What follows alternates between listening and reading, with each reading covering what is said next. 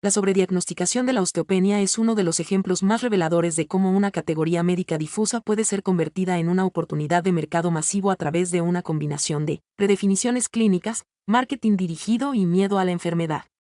A mediados de los años 90, el concepto de osteopenia, una disminución moderada de la densidad mineral ósea que no alcanza los criterios diagnósticos de osteoporosis, pasó de ser una observación técnica en densitometría ósea a un diagnóstico clínico utilizado para justificar intervenciones farmacológicas.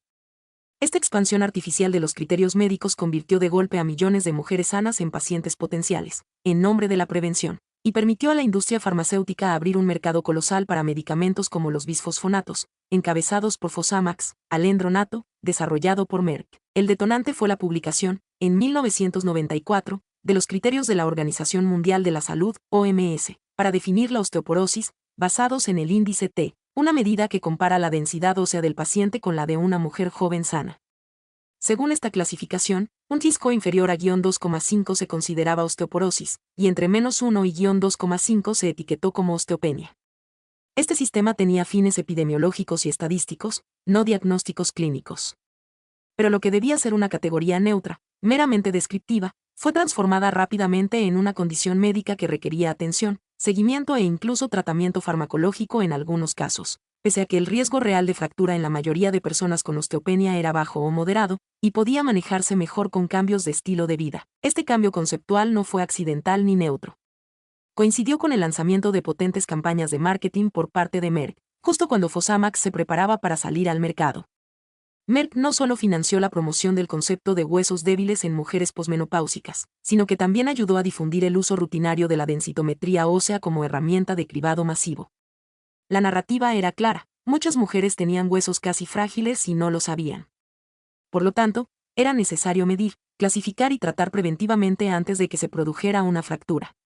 Este enfoque logró medicalizar un fenómeno biológico normal, la pérdida progresiva de densidad ósea con la edad, y transformarlo en una urgencia clínica tratable con fármacos. El resultado fue un aumento masivo en las prescripciones de bisfosfonatos en mujeres diagnosticadas con osteopenia, muchas de ellas en perfecto estado de salud, sin fracturas previas ni otros factores de riesgo. Estudios posteriores revelaron que, en esta población de bajo riesgo, el beneficio absoluto de tomar bisfosfonatos era mínimo, mientras que los efectos secundarios, como dolor óseo, esofagitis, necrosis mandibular y fracturas atípicas de fémur, no eran despreciables. Aún así, la maquinaria comercial ya había hecho su trabajo. Durante más de una década, millones de mujeres tomaron estos medicamentos con la esperanza de no romperse nunca un hueso, aunque el riesgo individual en muchos casos era muy bajo y controlable con dieta, ejercicio y vigilancia médica. Uno de los aspectos más cuestionables de esta historia es la forma en que la propia definición de enfermedad fue manipulada para ampliar el mercado.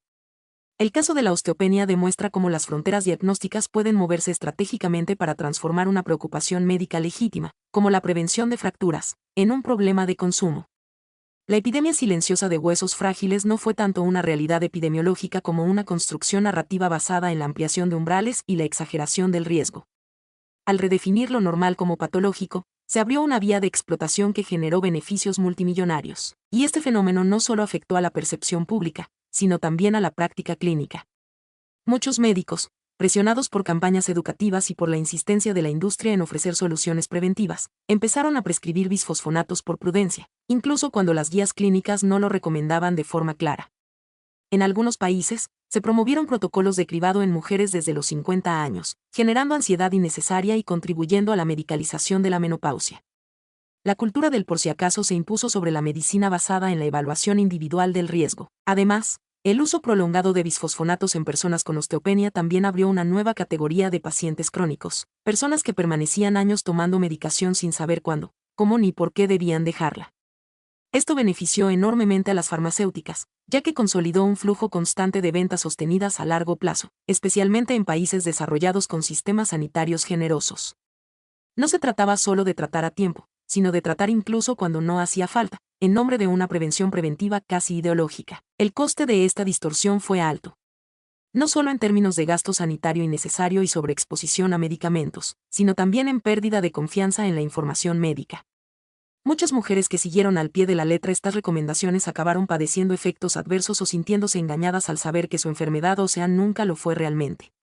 Lo que comenzó como una estrategia de salud pública se desvirtuó por completo al transformarse en un mercado. Hoy, aunque se ha corregido parte del enfoque gracias a revisiones críticas, aún queda un pozo importante de confusión. Muchas personas creen que tener osteopenia equivale a tener una enfermedad ósea que necesita medicación inmediata. Esta idea persiste gracias a décadas de marketing encubierto y mensajes institucionales poco precisos. Y mientras tanto, los fabricantes de medicamentos como Fosamax obtuvieron miles de millones en beneficios gracias a una expansión artificial del diagnóstico. En definitiva, la sobrediagnosticación de la osteopenia es un ejemplo paradigmático de cómo se puede redefinir lo normal como patológico para crear nuevos mercados farmacológicos. Aunque no generó una crisis sanitaria de gran escala como los opioides, sí distorsionó el discurso médico, generó tratamientos innecesarios y convirtió una condición de bajo riesgo en una fuente sostenida de lucro. No fue un error clínico, sino una estrategia deliberada de conversión del miedo en beneficio. Una vez más, el beneficio privado se impuso al interés real del paciente.